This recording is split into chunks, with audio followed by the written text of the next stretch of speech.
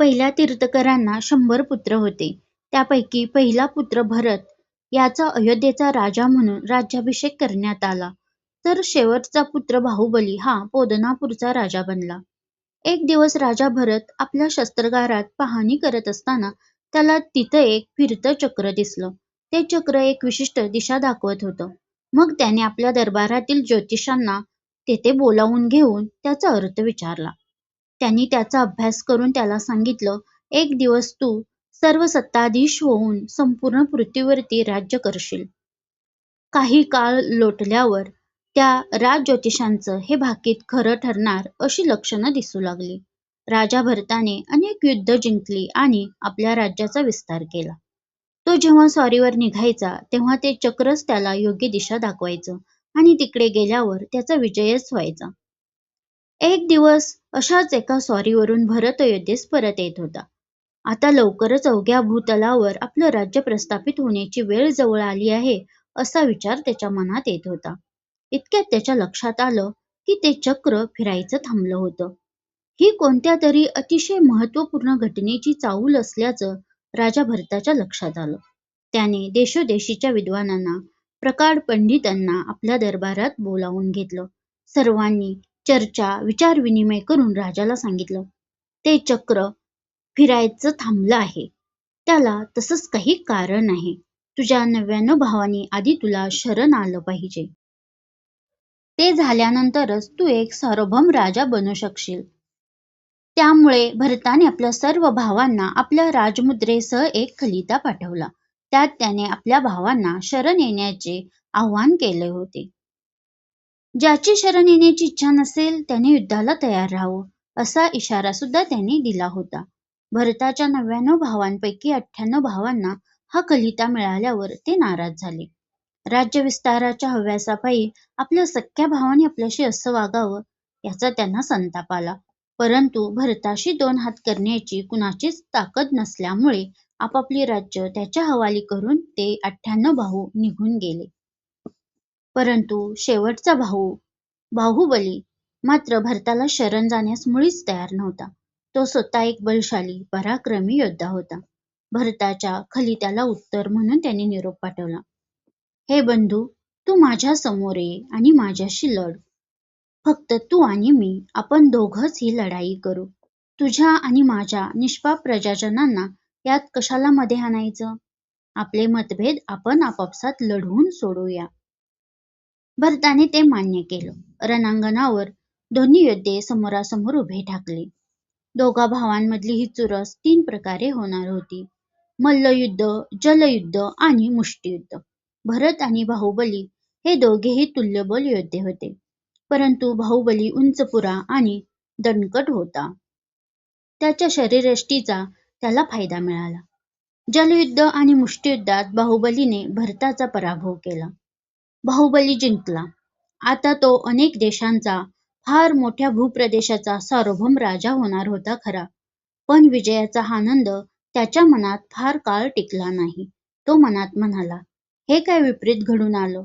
भूप्रदेशावर राज्य करण्याच्या हव्यासापायी आम्ही सख्खे भाऊ एकमेकांचे कट्टर वैरी बनलो. त्याला काही हे योग्य वाटलं नाही. त्यामुळे त्याने जिंकलेलं राज्य भरताला परत केलं आणि तो स्वतः सर्वसंग परित्याग करून ध्यानधारणेसाठी वनात निघून गेला. कालांतराने तो दिगंबर जैन साधू बनला. त्याने आपली वस्त्र, प्रावरण, अलंकार, धन हे सर्व काही दान करून टाकलं. त्याने दिगंबर अवस्थेत कित्येक दिवस एका जागी उभं राहून तपस्या केली. मुंग्यांनी त्याच्या अंगावर वारूळ बांधलं. धूळ, पाऊस, ऊन, वारा या कशाचीच पर्वा न करता त्याची साधना सुरूच होती. तो अत्यंत मनोभावे एकाग्र चित्ताने ध्यान करत असूनही मनातून दुःखीच होता. आपण आपला बंधू भरत याच्या मालकीच्या भूमीवर उभे आहोत या गोष्टीचा त्याच्या मनाला त्रास होत होता. असं 1 वर्ष लोटलं. अखेर राजा भरत लज्जित होऊन आपला भाऊ बाहुबली याला भेटायला गेला. दोन्ही भावांची भेट झाली. त्यानंतर बाहुबलीला सर्व प्रकारच्या मोहांपासून, नातेसंबंधांच्या बंधनापासून मुक्ती मिळाली. त्याला उच्च कोटीच्या ज्ञानाचा लाभ होऊन मोक्षप्राप्ती झाली. भरताने आपला बंधू बाहुबली याचा एक भव्य पुतळा उभारला. इतिहास मात्र याविषयी काही वेगळंच सांगतो. बाहुबली किंवा गोमतेश्वराचा हा 58 फूट उंचीचा ग्रॅनाइटचा पुतळा एका एकसंध पाषाणातून कोरून बनवण्यात आला आहे. कर्नाटक राज्यातील हसन जिल्ह्यामधील श्रवणबेळगोळ या ठिकाणी विंध्यगिरी टेकडीवर हा पुतळा आहे. गंगा घराण्यातील महान जैन पंतप्रधान चामुंडराया यांनी हा पुतळा उभारला. हा पुतळा म्हणजे सर्व सांसारिक मोहमायेपासून दूर राहण्याचं म्हणजेच वैराग्याचं प्रतीक आहे. या पुतळ्याच्या चेहऱ्यावर अतिशय शांत समाधानी भाव आहेत. अशी शांत मुद्रा असलेल्या बाहुबलीचे फार पुतळे अस्तित्वात नाहीत. याशिवाय बाहुबलीच्या अनेक मूर्ती कर्नाटक राज्यातील जागोजागी आढळतात. उदाहरणार्थ वेल्लूर, करकला, गोमतीगिरी आणि धर्मस्थळ. पण श्रवणबेळगोळ येथील बाहुबलीचं सौंदर्य काही वेगळंच आहे. त्यामुळेच त्याचा निर्माता चामुंडराया हा स्वतःला या भूतलावरील सर्वात महान शिल्पकार मानू लागला. त्याचा अहंकार वाढीस लागून त्याचा दृष्टिकोन बदलून गेला. त्यानंतरच्या त्याच्या सर्व शिल्पकृतीमधून हा बदल जाणवतो. एक दिवस बाहुबलीच्या या पुतळ्याला दूध आणि पाण्याचा अभिषेक करायचा होता. त्यासाठी चामुंडरायाने खूप मोठ्या प्रमाणात दूध मागवलं. दुधाचा अभिषेक सुरू झाला आणि काही वेळात एक गोष्ट सर्वांच्या लक्षात आली. बाहुबलीच्या मस्तकावर कितीही दुधाचा अभिषेक केला तरी त्याच्या कटिप्रदेशाच्या खाली काही दूध पोहोचत नव्हतं. काय चुकत होतं तेच कळत नव्हतं. पुजाऱ्यांनी प्रयत्नांची पराकाष्ठा करून सुद्धा त्यात बदल होईना. अखेर हा अभिषेक अपूर्णच राहिला. इतक्यात चामुंडरायाला तिथून एक वृद्ध स्त्री हातात दुधाचा लहानसा लोटा घेऊन जाताना दिसली. ती चामुंडरायाला म्हणाली, महाराज, मी घरून आणलेल्या या दुधाचा बाहुबलीला अभिषेक करू का? अहो आजी, आम्ही इथे इतक्या मोठ्या प्रमाणावर दूध आणून आमचा अभिषेक पूर्ण करण्यासाठी प्रयत्नांची शर्त करत आहोत. तुमच्या या एवढ्याशा लोटाभर दुधाने काय साध्य होणार आहे? पण ठीक आहे, तुम्हाला अभिषेक करायचा आहे ना, जा खुशाल करा, तो म्हणाला. मग ती वृद्ध स्त्री हळूहळू चालत पुतळ्याच्या जवळ गेली. लटपटत्या पायांनी शिडीवर चढून बाहुबलीच्या मस्तकापर्यंत जाऊन पोहोचली. हातातल्या त्या लोटाभर दुधाचा तिने बाहुबलीच्या मस्तकावर अभिषेक केला. आणि काय आश्चर्य, बाहुबलीच्या संपूर्ण शरीरावरून जणू काही दुधाच्या नद्या वाहू लागल्या. पुतळ्याच्या पायाशी मोठं थारोळं जमा झालं. ती कुणी सर्वसाधारण स्त्री नसून दैवी शक्ती आहे हे चामुंडरायाने जाणलं.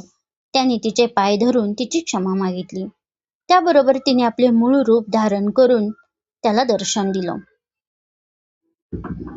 ती यक्षदेवता होती. ती म्हणाली, बाळा, कधीही वृत्ताभिमान बाळगू नको. प्रत्येकाची भक्ती खरीच असते. तू पैशाने जे काही साध्य करशील त्यापेक्षाही जास्त महत्वाचं असेल तू भक्तीने जे प्राप्त करशील ते. मला हेच तुला दाखवून द्यायचं होतं. म्हणूनच मी म्हातारीचं रूप घेऊन आले होते. तुम्ही जर आज श्रवणबेळगोळला भेट दिली तर टेकडीच्या पायथ्याशी तुम्हाला एक छोटा जलाशय दिसेल.